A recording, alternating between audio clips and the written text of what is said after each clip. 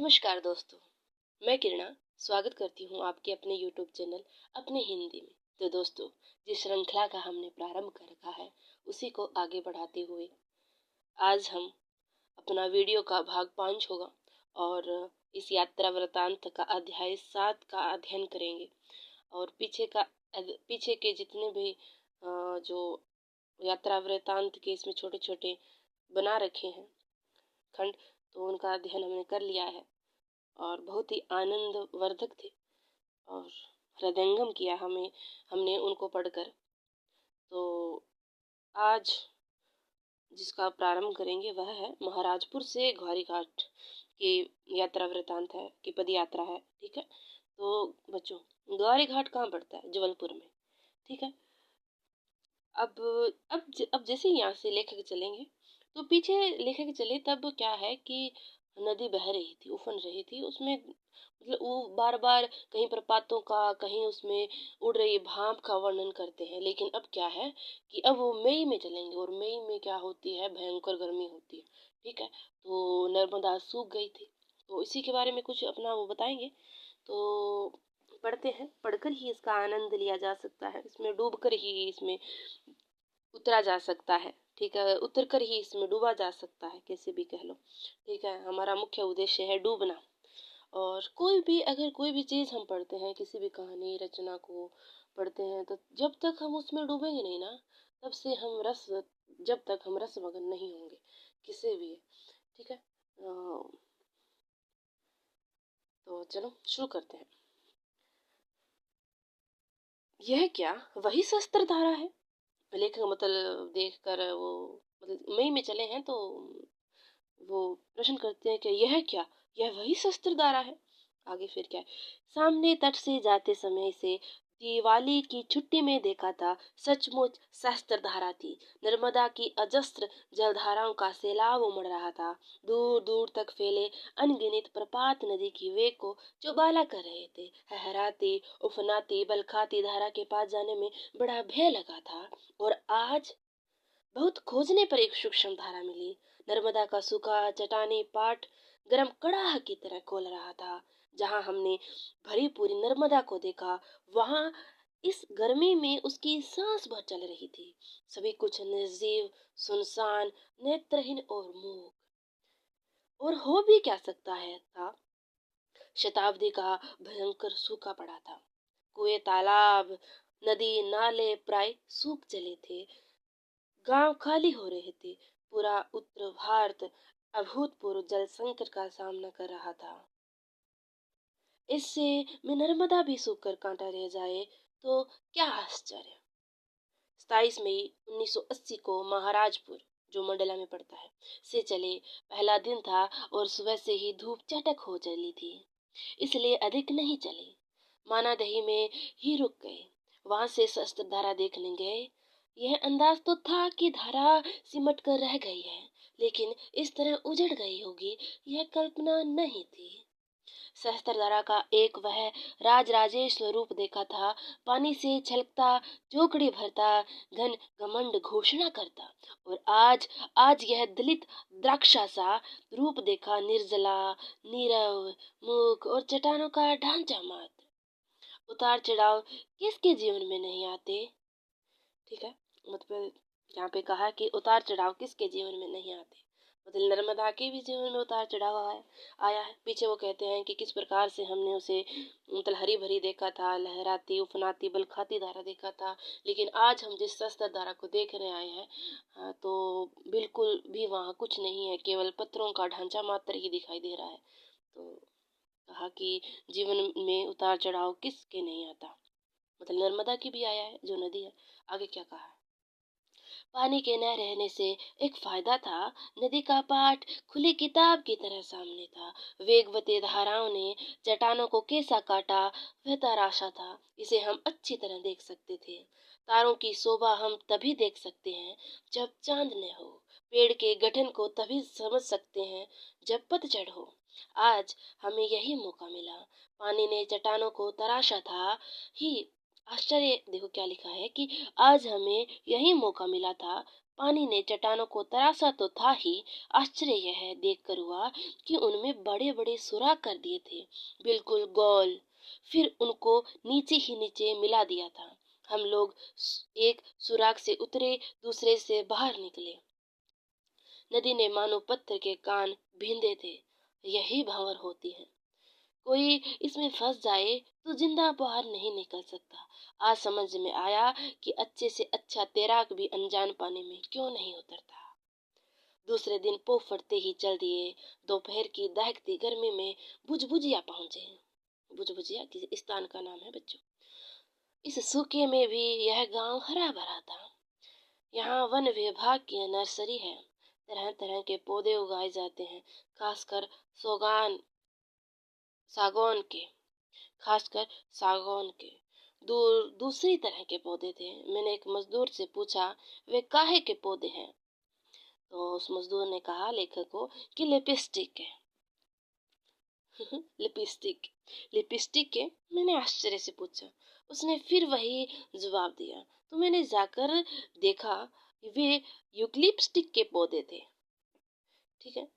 यहाँ नर्मदा में कुछ अधिक पानी था, प्रपात भी थे। कहाँ था पानी बताओ? ये था भुजभुजिया में। ठीक है, भुजभुजिया पहुंचे तो उसने कहा कि यहाँ पे तो मतलब कुछ हरियाली दिखी। तो फिर पता चला कि यहाँ पर वन विभाग की एक नर्सरी है।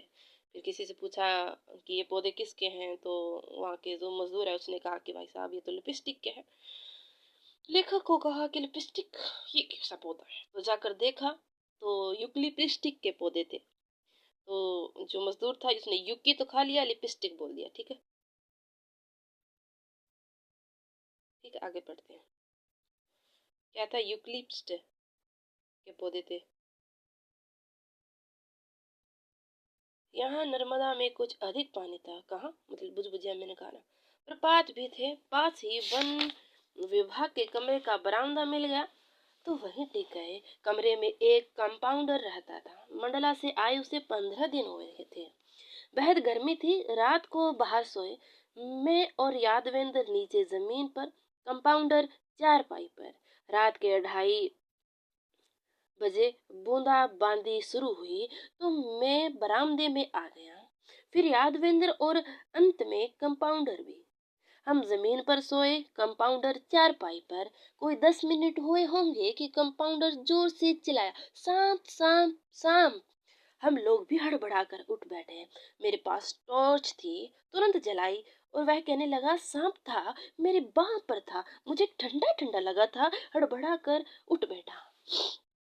वह बुरी तरह से डर गया था, अटक अटक कर बोल रहा था। डर हम भी गए थे। टॉर्च और लालटेन की सहायता से कोने कोने की तलाशी ली, लेकिन सांप कहीं नहीं दिखा। मैंने कहा, तुम्हें भ्रम हुआ है, सांप कहीं नहीं है। फिर तुम तो चारपाई पर लेटे थे, सांप उस पर कैसे चढ़ेगा? सांप ही था, मैंने उसे अपनी आंखों से देखा है। हड़बड़ाया हुआ वो कंपाउंडर बोल रहा था, सांप ही था, मैंने उसे अपनी आंखों से देखा था। ठीक है, फिर आगे क्या कहते हैं लेखक? हमें विश्वास नहीं हुआ, लेकिन कोई 10 मिनट के बाद देखा, सीढ़ियां चढ़कर सांप बरामदे में आ पहुंचा। उसके बाद सच थी क्या उसकी बात सच थी। एक लकड़ी की सहायता से मैंने उसे बाहर किया और एक पत्थर पर पानी था, देर तक पीता रहा। कौन? सांप। प्यासा था। फिर धीरे धीरे आगे बढ़ने लगा। कंपाउंडर बोला, मारो। मैंने कहा, तुम ही मारो। उसने कहा, मेरा शरीर तो क्या, मेरा आत्मा तक कांप उठी है। वो कहता है, कौन? कंपाउंडर, मेरा शरीर तो क्या, आत्मा तक कांप उठी है। मुझे यह नहीं होगा। क्या मुझसे यह नहीं होगा? यादवेंद्र, तुम ही मारो। लेखक कहते हैं कि यादवेंद्र तुम ही मारो। यादवेंद्र कहता है, गुरुजी आज तक सांप नहीं मारा, मुझसे यह नहीं होगा। मैंने कहा, आप जैसे रथी महारथी इसे नहीं मार सकते तो भला मेरी क्या बिसात। आगे एक विशाल वृक्ष के नीचे जाकर वह रुका, फिर धीरे धीरे ऊपर चढ़ने लगा। थोड़ी देर में काफी ऊपर पहुंच गया।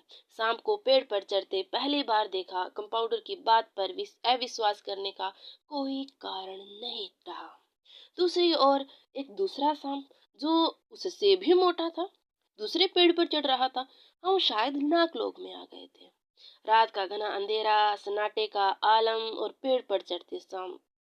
वाह क्या दृश्य था! लेखक के पास बड़ा भय लग रहा था।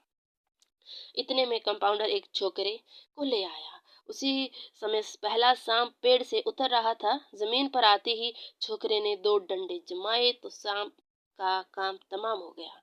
दूसरा पेड़ पर गायब हो गया, हाथ नहीं आया।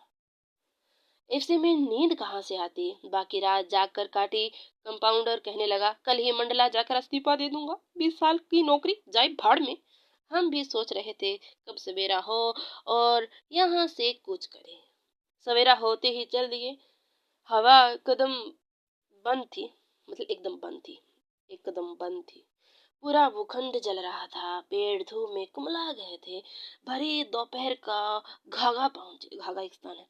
गांव न जाकर नदी किनारे किनारे एक पेड़ के नीचे रुके। जब जोरों से लू चलने लगी थी, किसी तरह खाना पकाया खाकर वहीं लेटे। ज्यों ज्यों पेड़ की छाया सरकती त्यों त्यों हम सरकते। आधी उठती आंधी उठती तो सारी देह धूल से हट जाती, पर हवा का हिनहिनाना और पेड़ों का रंभाना सुनने में मन रम गया तो लू के थपेड़े खाते वहीं पड़े रहे। शाम तक हमारे ऊपर धूल की 4-6 परतें जम गई। मैं मानो मोहनजोदड़ो हूँ और यादवेंद्र हड़प्पा हो, ऐसा हाल हुआ। फर्क यही था कि उन प्राचीन नगरों को दूसरे ने खोद निकाला था, जबकि धूल की परतों को परे करते हुए हम स्वयं उठ खड़े हुए और चलते बने। घाघा में रहने की व्यवस्था हो गई तो घूमने निकले। पास ही दूसरा गांव है घाघी। वह नर्मदा तट गए। नदी की धारा उस तट पर थी, इसलिए सूखे रेतीले पाट को पार कर सामने तट गए। वहां जाकर चकित रह गए। वहां कोई धारा ही नहीं थी। आंखों को विश्वास न हुआ, लेकिन पानी नहीं था तो नहीं था। नर्मदा की धारा टूट गई थी। पिछले साल भी गर्मी में चले थे, लेकिन ऐसा कहीं नहीं देखा था। दाहिनी ओर पतली धारा थी तो दूर बाईं ओर भी थी, लेकिन बीच में गायब हो गई थी। नर्मदा की घाघर एकदम खाली थी। पिछली यात्रा में हमने नर्मदा का बनवास देखा था और इस बार की यात्रा में उसका अज्ञातवास देखा था। मतलब देख रहा है, देखा है, ठीक है। अब आगे क्या कहते हैं कि हम चाहते तो 10 कदम चलकर उस तट पर पहुंच जाते, लेकिन नहीं गए। नर्मदा ऊपर नहीं है तो क्या हुआ, रेत के नीचे जरूर बह रही है, इसलिए हमने उसे हाजिर नाजिर माना और वहीं से लौट आए। अगला पड़ाव बुधहेरा। नर्मदा की धारा यहाँ भी टूट गई थी। बुधहेरा से झुरकी झुरकी के पटेल बड़े विनोद प्रिय थे। हम लोगों का स्वागत करते हुए कहा, आप लोगों के लिए वही प्रागैतिहासिक शरबत ले आओ। शरबत आया, बड़ा ही स्वादिष्ट था। कहने लगा, ये आंवला और पुदीना आदि से बना है, इसलिए इसे प्रागैतिहासिक शरबत कहता हूँ। मैंने देखा इस विनोद प्रिय आदमी को भी विषाद की काली छाया ने ग्रास लिया था। पास ही बरगी में नर्मदा पर एक विशाल बांध बन रहा है। उनका यह गांव और आसपास के कई गांव उस बांध की डूब में आ जाएंगे। तब वे कहाँ जाएंगे, क्या करेंगे, यही चिंता उन्हें सता रही थी। दरअसल बेघर होने की यह चिंता उनकी ही नहीं, सारे इलाके की थी। पद्मे घाट में एक अच्छा आश्रम है, रात वहीं रहे। भोर होते ही चल दिए। पेड़ ऐसे काले दिख रहे थे मानो झुलस गए हों। शाम को बखारी पहुंचे। गांव के पटेल के यहाँ रहने को तो मिल गया, लेकिन पानी मांगा तो उसने रस्सी बाल्टी थमा दी और कुआं बता दिया। पानी लेने गए तो रस्सी मुश्किल से बीच कुएं तक पहुंची। पानी पाताल को चला गया था। पास की झोंपड़ी का एक ग्रामीण हमारी परेशानी समझ गया और अपनी रस्सी ले आया। दोनों को जोड़ा, तब पानी निकला। गांव के इसी एक कुएं में पानी था, बाकी सब सूख गए थे। यहाँ से छिंदवाहा नर्मदा के संग संग चले, मतलब छिंदवाहा को स्थान है, वहां गए और आगे कहते हैं नर्मदा के संग संग चले। रोटो पहुंचकर एक वन रक्षक की झोपड़ी में डेरा डाला। वह यहाँ के पेड़ कटवा रहा था। यह इलाका बांध में डूब जाए, इसके पहले पेड़ों को कटवा लेना जरूरी था। सुबह नदी में से चले। दिन बेहद गर्म था और हवा ने अपने पंख समेट लिए थे। दोपहर को एक जगह बहुत से मजदूर स्त्री पुरुष एक पेड़ के नीचे आराम कर रहे थे आराम कर रहे थे। पास ही राहत कार्य में एक सड़क बन रही थी, इसी में लगे थे। कुछ सो रहे थे, कुछ गा रहे थे। उनका अधेड़ उम्र का मुखिया मौज में आकर नाच रहा था। इनके गीतों ने मन मोह लिया तो गोपी टोला में इन्हीं में से एक के घर रात रह गए। क्या कि रात रह गए। रात को वे और भी गीत सुनाएंगे और नाचेंगे। यादवेंद्र भोजन बनाने की तैयारी करने लगा तो हमारे मजदूर यजमान ने मना कर दिया, भोजन आपका हमारे साथ होगा।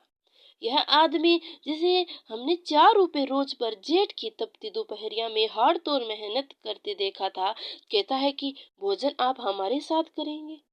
भाई मजदूर, मैं तुम्हारी रोटी जरूर खाऊंगा। महाभारत के नेवले की तरह इससे शायद मेरा शरीर सोने का हो जाए।